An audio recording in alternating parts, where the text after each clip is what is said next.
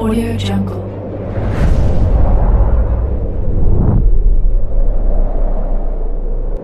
Yo, balik lagi bersama Mimin di Manhwa TV. Kali ini kita akan lanjutkan pembahasan dari cerita Global Beach Timer I Can See the Path of Evolution. Mimin infokan kembali bagi teman-teman yang ingin menonton video terbaru lebih cepat, silahkan bergabung menjadi member di channel ini dengan biaya 10.000 per bulannya. Jika tidak, teman-teman bisa bersabar lebih dulu selama 2-3 hari untuk menonton video tersebut. Tanpa berlama-lama, yuk kita masuk ke disclaimer dulu.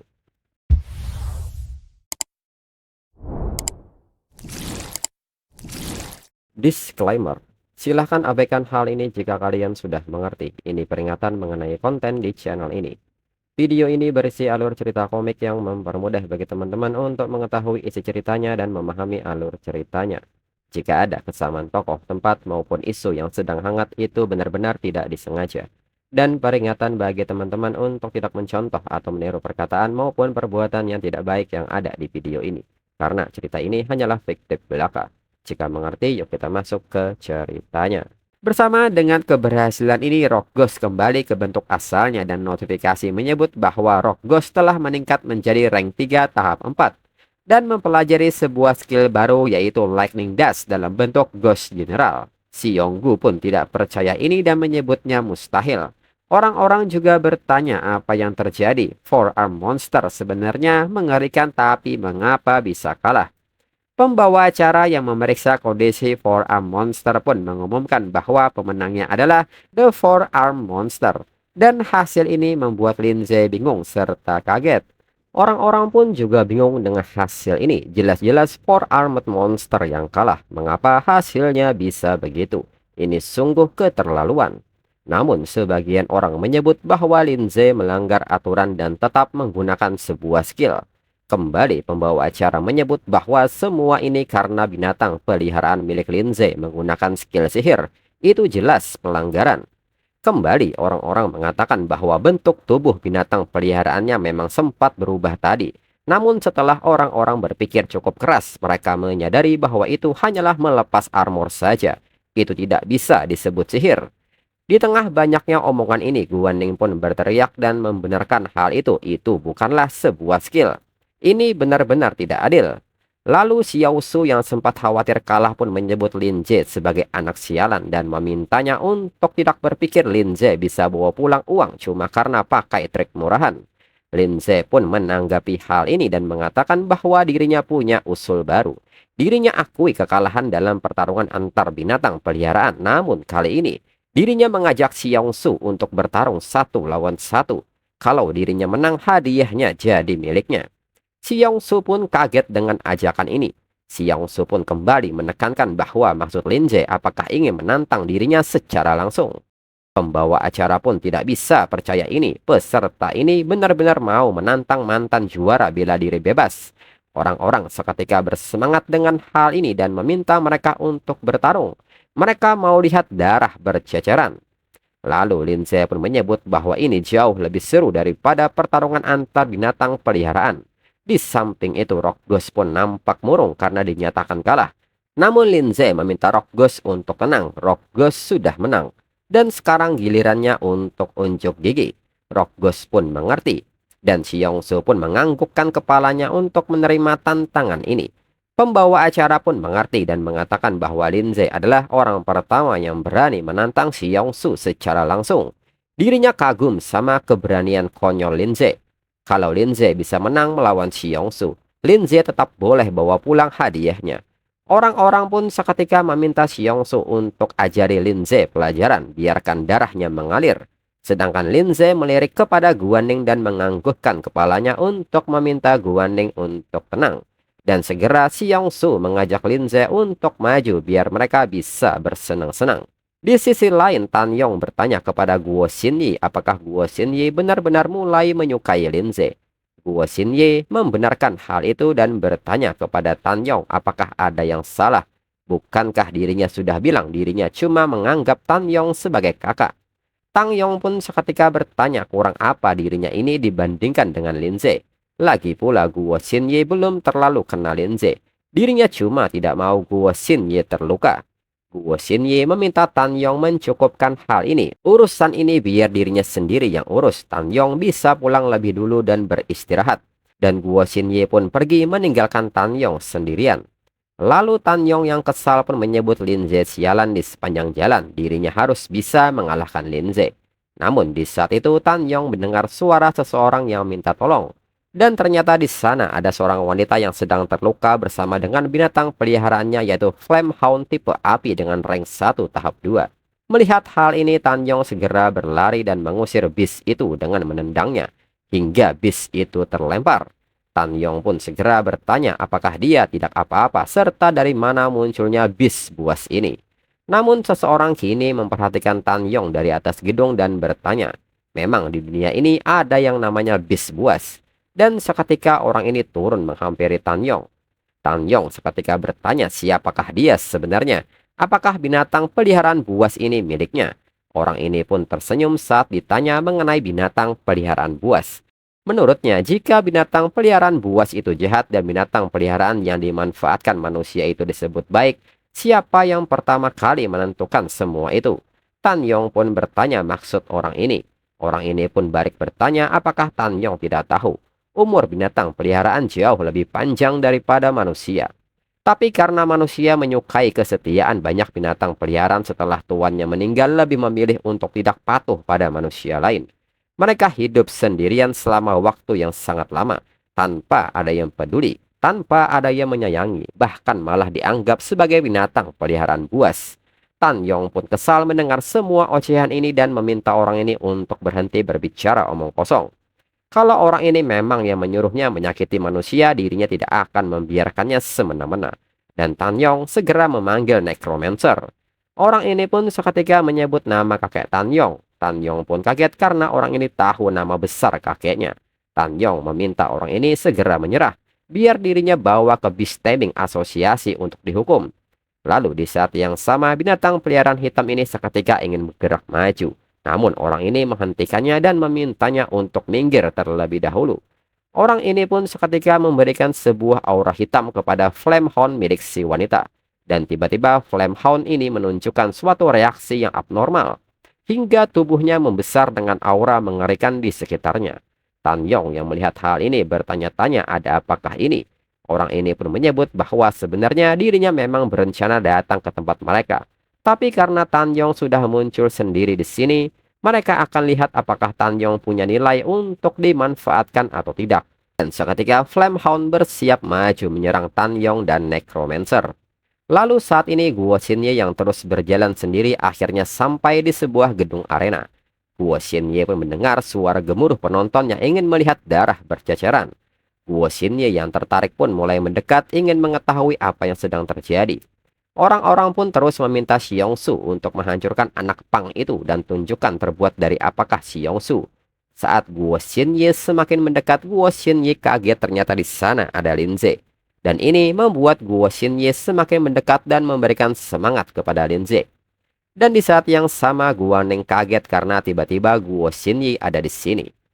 Lalu Xiongsu menyebut bahwa pada tahun 3241, dirinya memenangkan kejuaraan pertarungan bebas pertama di kota Changxia. Tahun 3243, dirinya mengalahkan petarung hebat Lei Long dari negara Sakura di kota Qinfeng. Lalu dirinya memenangkan kejuaraan pertarungan bebas 3 tahun berturut-turut. Dan nama panggilannya adalah penghancur daging Xiaosu. Lin Ze pun menilai bahwa konstitusi rata-rata orang adalah antara 2-4 dan Xiaosu mungkin antara 4-8. Di samping itu, Xiaosu menilai bahwa kebanyakan orang akan gemetar hanya dengan mendengar rekam jejaknya. Tapi bocah nakal ini bahkan tidak bergeming sedikit pun. Lalu Xiaosu pun bertanya apakah Lin Ze pikir dirinya menipu Lin Ze. Dengan ini membiarkan Lin Ze melakukan pukulan pertama dan meminta Lin Ze memberinya pukulan sekarang. Pembawa acara pun mengatakan karena Xiaosu memberi Lin Ze langkah pertama maka Lin Ze bisa memulainya. Namun pembawa acara meminta Lin Ze untuk berhati-hati jangan sampai tangan Lin Ze patah. Xiongsu pun meminta semua orang untuk memperhatikan dirinya.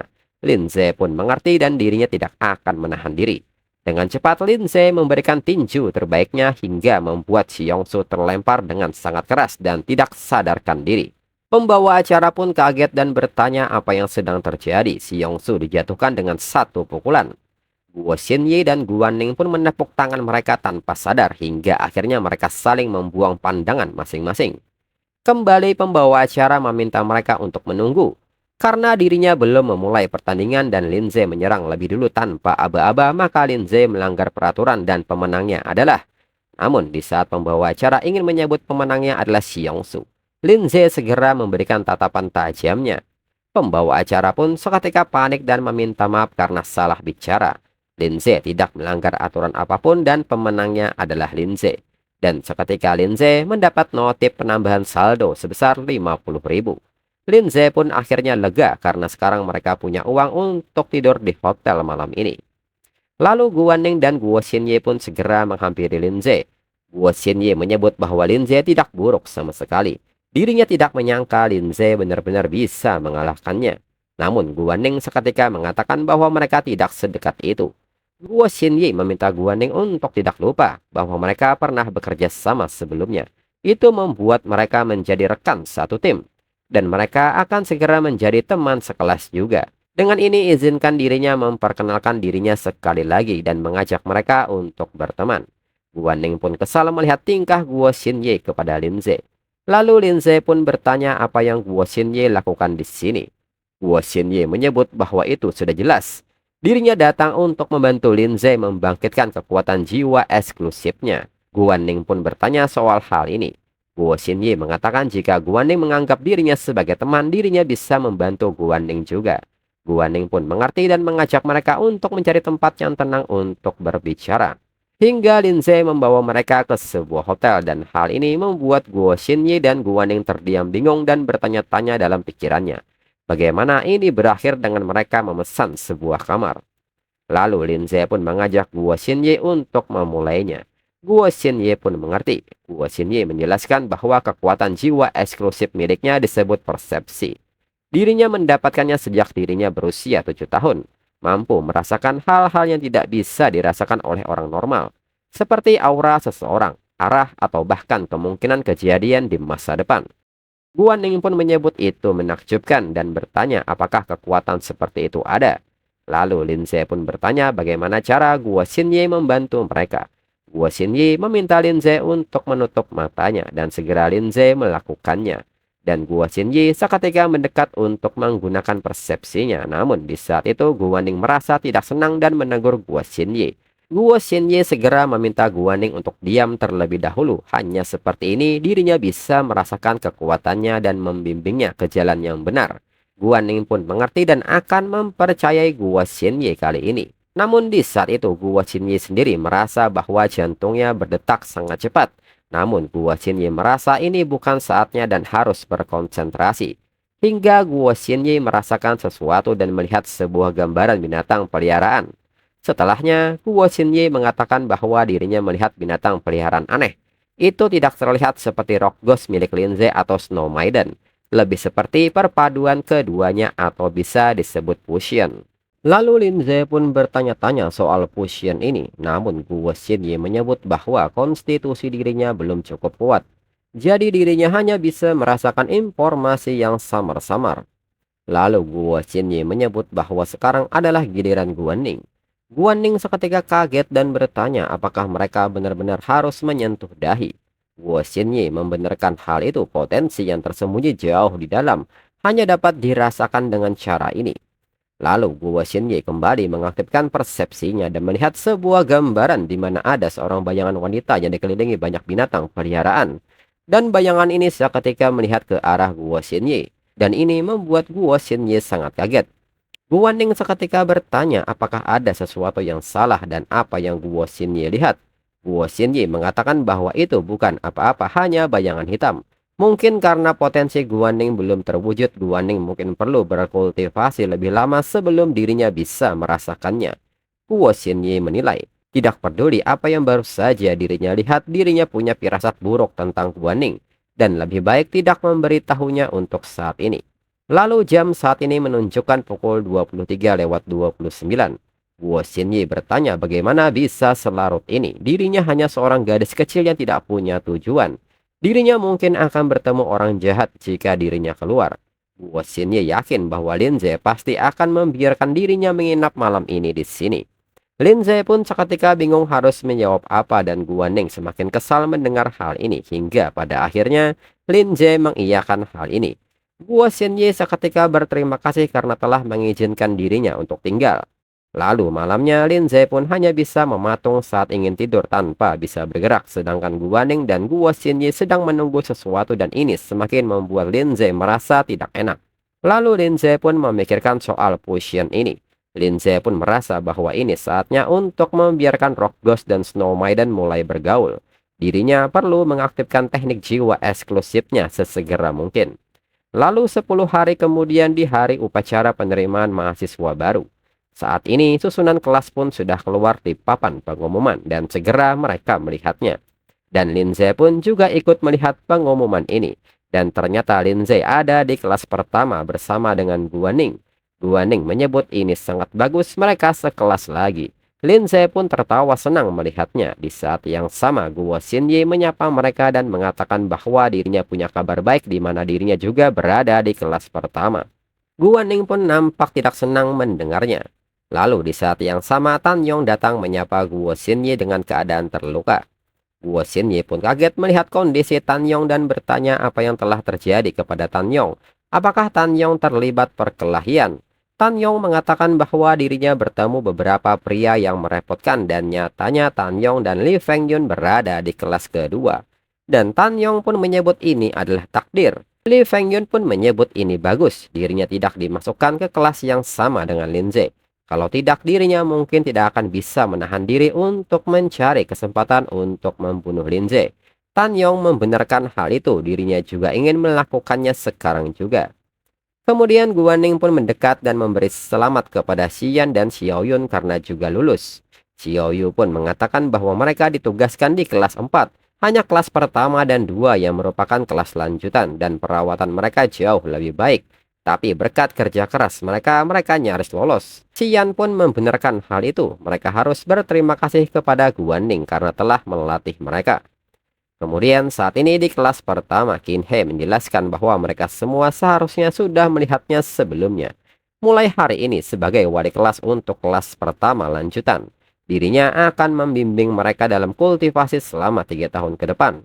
Mereka memiliki banyak kursus dan mereka dapat memilih untuk mengikutinya atau tidak. Namun persyaratan dirinya adalah apakah mereka menghadiri kelas atau tidak, mereka tidak boleh berhenti berkultivasi. Selain itu akan ada penilaian secara berkala. Mereka yang tidak lulus akan dipindahkan ke kelas reguler dan 3 siswa teratas dalam setiap penilaian akan menerima beasiswa sekitar 100.000 yuan. Mendengar uang ini membuat Lin Ze tertarik. Guan Ning mengatakan bahwa ini seperti yang diharapkan dari Akademi Jiangning. Beasiswanya sangat tinggi. Jika dirinya dapat 2 kali, dirinya bisa beli binatang peliharaan yang baru yang kualitasnya lebih tinggi. Lalu Qin He menambahkan bahwa sekolah menawarkan berbagai klub, hiburan, dan proyek budidaya. Qin He meminta mereka untuk tidak ragu menjelajahinya setelah kelas. Ada satu proyek yang perlu dirinya tekankan di sini, dan dirinya harap semua orang berpartisipasi di dalamnya setelah kelas. Dan itu adalah virtual battle. Di belakang gedung pengajaran utama terdapat gedung virtual battle khusus yang dapat menampung ribuan siswa pada saat yang bersamaan. Mereka dapat memperoleh pengalaman bertempur dan menaikkan level diri mereka dan hewan peliharaan mereka melalui virtual battle.